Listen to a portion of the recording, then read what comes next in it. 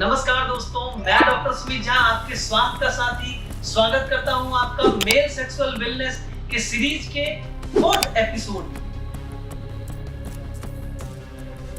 इस सीरीज के दूसरे और तीसरे एपिसोड में मैंने आपको बताया था कि मास्टरबेशन सही है या गलत है और किसी को इसकी आदत हो जाए तो इससे छुटकारा पाने के लिए कौन कौन सी दवा मददगार साबित होगी। इस वीडियो में मैं आपको बताऊंगा अगर किसी को बहुत दिनों से इसकी आदत है और इस एडिक्शन के कारण उसके शारीरिक और मानसिक स्थिति खराब हो रही हो, उसका health day by day deteriorate हो रहा हो, तो उसे ठीक करने के लिए होम्योपैथिक की सर्वोत्तम दवा कौन कौन सी है। मैंने इस सीरीज में पहले भी ये चर्चा किया था कि excess of masturbation habit will bring you in distressing and depressing situation. अगर आप इसे डिटेल में जानना चाहते हैं तो आई बटन पे क्लिक करके देख सकते हैं। अब चलिए आज के टॉपिक पर आते हैं और बात करते हैं उन दवाओं के बारे में जो आपकी मानसिक और शारीरिक स्थिति को सुधारेगा और आपके शरीर में एक नई ऊर्जा का संचार करेगा। पहली दवा है दोस्तों एसिड फॉस्क्यू। डॉक्टर नैश ने अपने किताब में लिखा है कि अगर कोई शक्तिहीन, एकदम एग्जॉस्टेड रहे, शरीर में एकदम शक्ति न लगे, हमेशा बेड पर पड़े रहना चाहे, किसी से मिलना जुलना ना चाहे या फिर चाहता हो कि कोई उसकी तरफ ध्यान ही ना दे, एक्सेसिव मास्टरबेशन हैबिट के कारण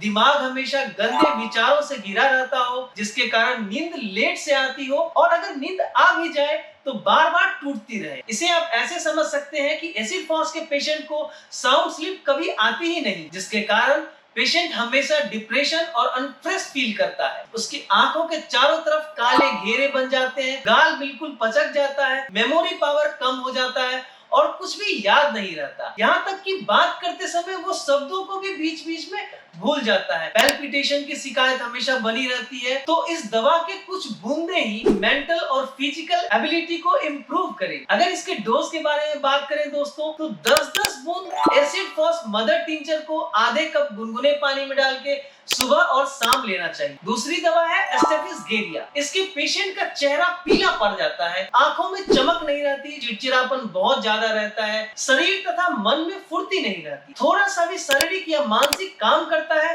तो बहुत ज्यादा थकावट और कमजोरी महसूस होती है, मन में हमेशा गिल्ट रहता है, समाज से बहुत डर लगता है, मन किसी भी काम में नहीं लगता, हमेशा अकेला रहना चाहता है, लोगों से दूर, लोगों से कटा हुआ रहना चाहता है। एस्टेफिस-गेरिया का पेशेंट अपने स्थिति को लेकर हमेशा दुखी और परेशान रहता है, वह किसी भी चीज से प्रसन्न नहीं हो पाता है और साथ साथ मेंटल और फिजिकल कमजोरी तो रहती ही है। अगर इस दवा का 30 पोटेंसी यानी एस्टेफिस-गेरिया 30 पोटेंसी में सुबह खाली पेट में रोज लिया जाए तो कुछ ही दिनों में उसकी शारीरिक और मानसिक दोनों स्थितियों में बहुत बदलाव देखने को मिलेगा। फ्रेंड्स, अगर आप किसी को भी जानते हैं जो इस तरह की परेशानियों से जूझ रहे हैं तो उन्हें यह वीडियो जरूर शेयर करें, या फिर अगर आप इसके बारे में कुछ और जानना चाहते हैं, डिटेल्स में जानना चाहते हैं तो दिए हुए नंबर पे कंसल्ट कर सकते हैं। Thanks for watching. जय हिंद।